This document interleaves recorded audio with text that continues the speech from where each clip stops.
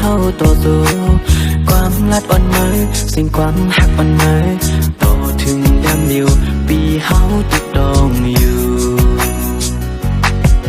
ถึงมือไหนน้องอำจอมความลัดเปมือไหนน้องไปมือจอมก็มาเทียงนางซึ่งนางมาออกกลซึ่งนางมามีเทียงอยู่หาเนื้อมึงกลคงกลางน้องเฮ็ดไงหน้าน้องอำหาเตสัมมาโยกเล่นก็เอาหูเจ้าใจเฮาพอรู้แล้วหมด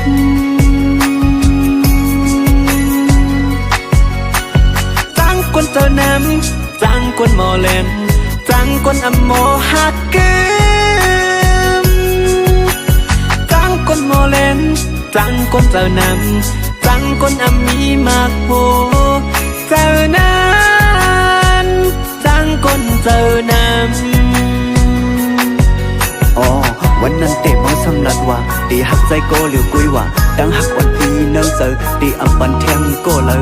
น้องไว้ไปดันถึงเลยเมื่อซ้ำป่วยแบบเฮาใจเงาอำทางว่าบางทีเลยเจอจิบจักอยู่เกมพงมือเก่านั้นเลยมาทุกมือซ้ำอยู่เก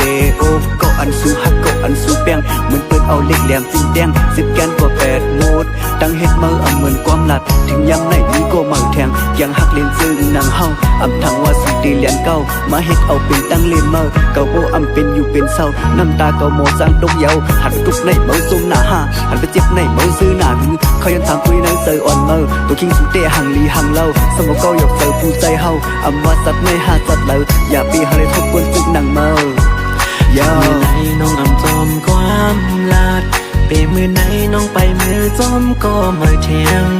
นางซึ่งนางมาออกกลซึ่งนางมามีเทียงอยู่หาเนื้อมึงกลคงกลางน้องเฮ็ดไงหน้าน้องอำหาเตสัมมาโยกเล่นก็เอาหูเจ้าใจเฮา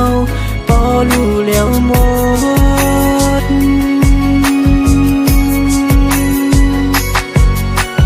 จังคนเจ้าน้ำจังคนหมอเล่นจังคนอำโมหักเกิมจังคนหมอเล่นจังคนเจ้าน้ำจังคนอำมีมากโหเจ้านั้นจังคนเจ้าน้ำ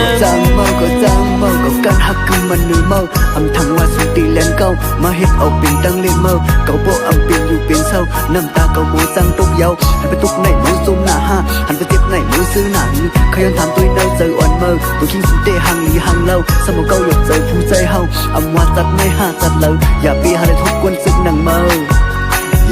น้องเฮ็ดไรหน้าน้อง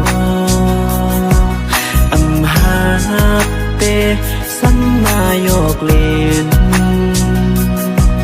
ก็เอาหูเจ้าใจเฮาพอรู้แล้วหมด